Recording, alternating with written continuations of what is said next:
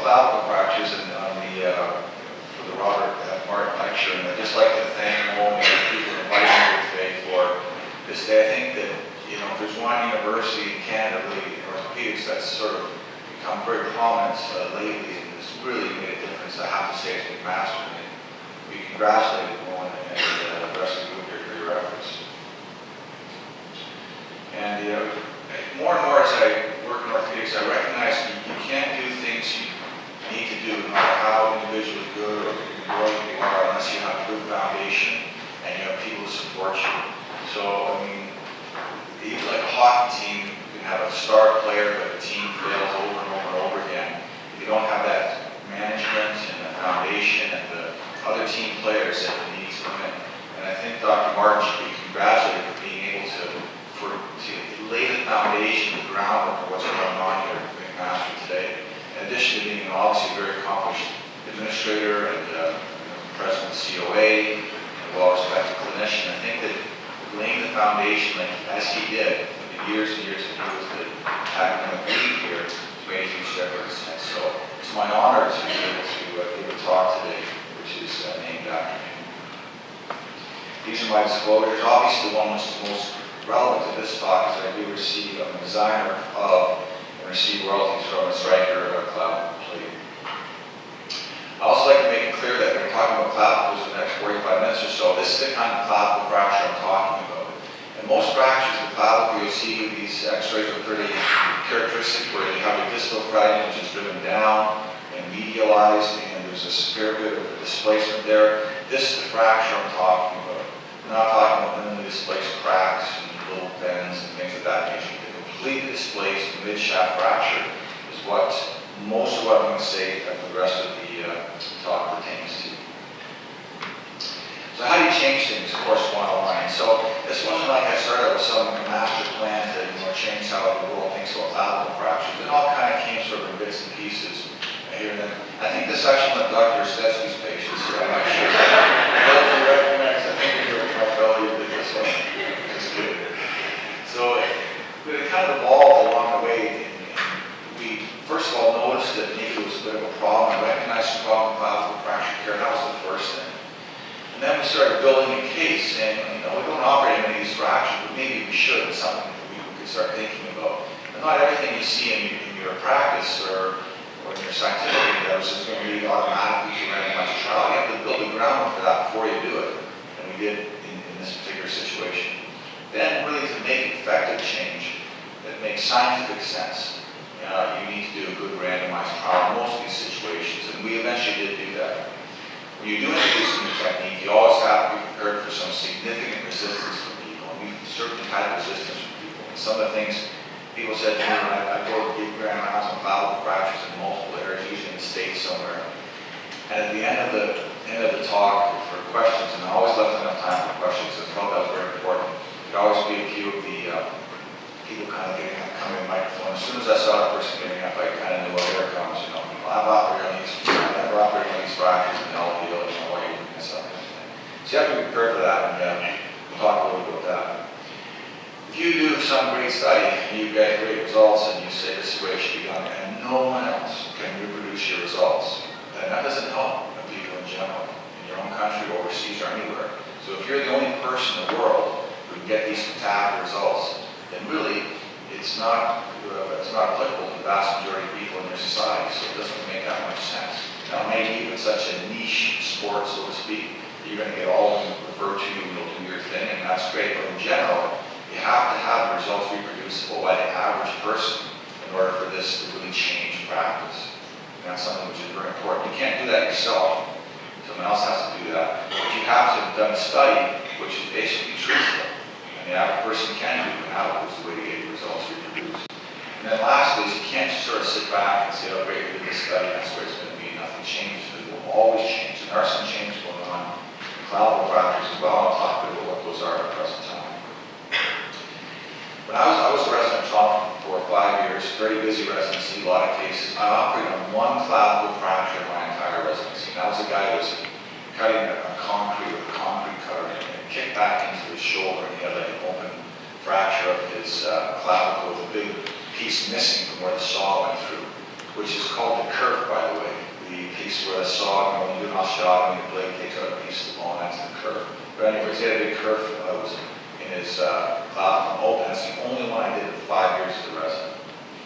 We did not operate on clavicle fractures because there were two major papers that came out in the 60s from two very well-respected people, Charlie Neer and Carter Rowe. And they both said that the instance of non-union or bad results of these fractures was absolutely minuscule, like 1 in 1,000, 2,200 fractures. And this is in JAMA, that's a high-impact journal. Impact factors is how highly a journal is thought of, or what kind of impact it has, how many times its papers are referenced in other journals or other papers. JAMA has an impact factor probably 10 or 12 or so. 20. JBJS is 2.5 or 3. So it's 10 times more of an impact factor than JBJS. And that paper said 1 in 1,000 clavicle fractures. Now, if you look critically at this paper, it would probably never get published today. Poor follow-up, poor inclusion criteria, some people believe in x-rays done, all surgeon-based, they included kids, they included undisplaced fractures, etc. But these two papers dominated our thinking on clavicle fractures for many years. And so, in 1998, when this edition of Rockman and Green was being printed, and these are some of the quotes from that book, and I'm not trying to be critical, I'm going to have a chapter in that book as well. They said the outcome is generally good. They all heal with non-operative treatment. The non-union rate was described as being less than 1%, and that malunions of the clavicle. So if your clavicle heals short and quick, it didn't really matter because your shoulder was fine, it required no treatment, was a pretty rapid interest. And we had this long-standing quote that the only fractures of the clavicle don't heal are the ones you operate on. So you should never operate a clavicle fracture, despite how much sense that might seem to make to you. You should never do that. And this dominated the thinking about clavicle fractures for literally decades. Points where we basically never operated on ever. This is Ricky, who's from Coburg. He rolled his ATV. I think sometimes to get on one of those ATVs in the weekend, you know those cars you have where you had a drunk driving conviction, you can't start the car without blowing the breathalyzer, and if your blood alcohol levels below a certain point. I think on an ATV in the weekend in rural Ontario, it's the exact reverse. You won't start unless you have some blood alcohol on board. Sure enough, that was the case for Ricky.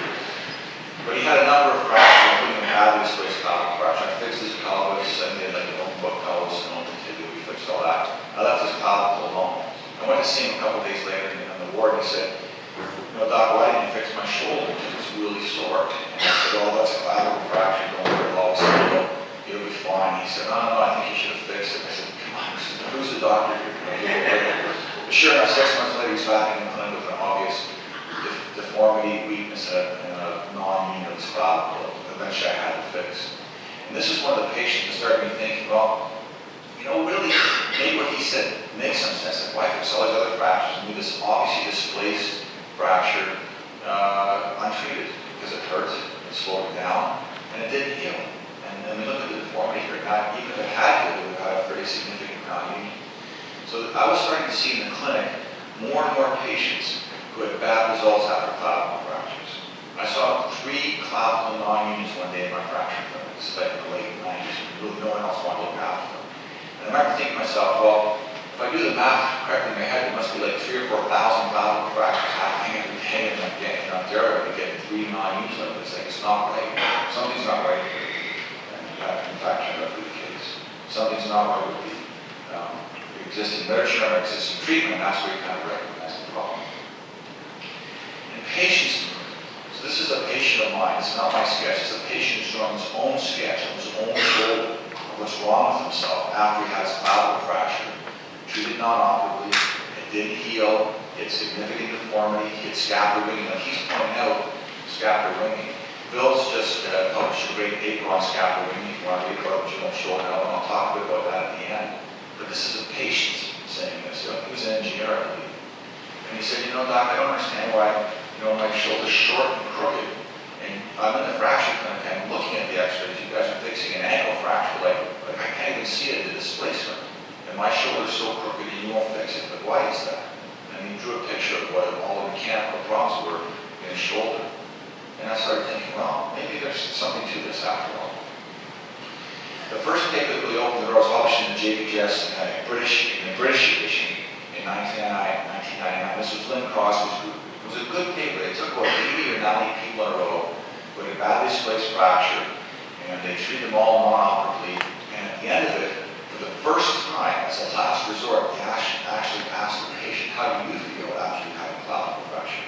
And amazingly, for them, 31% of the people in this series had unhappiness with their clavicle and shoulder at the end of it all.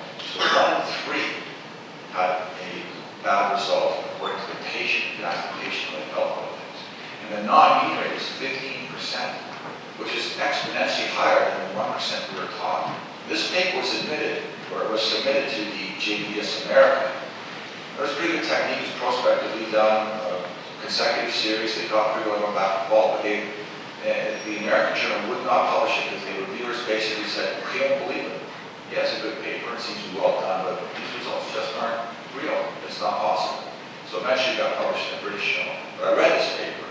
I thought, I think these guys are probably right.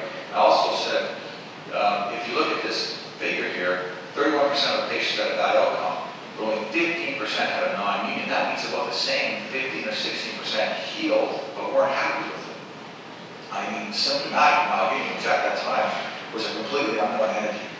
So this was a paper for me anyway, so when Crosby has sort of opened up my mind to something else going on here. Around, a little bit later, but around the same time, this was published as an abstract for years before it's finally published in the paper, that Mike Robinson in Edinburgh had this, they have this great database in Edinburgh, so if you want to talk about a perfect place to do this kind of research. Edinburgh has about 700,000 people, and they all go to one hospital or one infirmary for fracture care. And the annual migration rate is only around 1% or so. So people don't leave like in North America. They stay in one spot, they get followed up. And so you have a captive audience of around 700,000 people. So you know what happens to them. The people there, Charles Fort Brown and Martin McKee1 and Mike Robinson are to be complimented. They recognize this possibility there. They've seized it. So they have this great database and they do some really good studies, prospective randomized studies on fracture care. But to make a long story short, they found that if you had a comminuted mid-shaft clavicle fracture displaced, your non-union rate was 21%.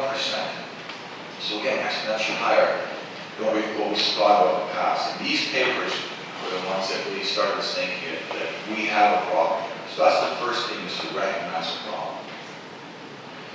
But once you recognize the problem, then you have to start sort of building your case. And building your case means we have a problem with the current treatment of these patients. Maybe there is a problem with non-union, maybe there is a problem with non-union, which is greater than what we saw before. We looked at clavicle non-union, and the first one I had was a patient that a colleague of mine sent me. His shoulder was almost 4 centimeters short after having had a badly displaced clavicle fracture, with some ipsilateral fractures as well. The whole shoulder was crushed in. It was a terrible deformity that he had, and I more or less fixed him and then put him back up to length. And when I did so, I think the case took about 4 hours. I had a cardiac surgeon standing at the door, in case I plunged the drill into his chest, or in case I pulled his subclavian artery apart when I lengthened his clavicle back out. And we cut his clavicle, and the first thing that happened was it kind of went sprang, and it lengthened 2 centimeters immediately. It was so compressed. And we all jumped backward and we were toward something. And when I look back now, it's sort of comical, but it really was quite a nerve-wracking thing to do for the first time. But eventually, we got that case finished, and he did extremely well. He was ecstatic with how well he did, and he said to me, I can't understand why someone didn't just fix this right off the bat. And he made all that claim. This is a typical patient with malunion. The first series we published was around, I think 16 or 17 cases. The mean amount of shortening was almost 3 centimeters. And again, the characteristic deformity with the inferior translation, medialization. And if you look at it in 3 dimensions, there's also this kind of anterior rotation, which rolls your shoulder forward and kicks your scapula at the back. And these patients have some very characteristic orthopedic symptoms, some neurologic symptoms, and some sort of functional cosmetic symptoms, like difficulty wearing backpacks, that kind of thing.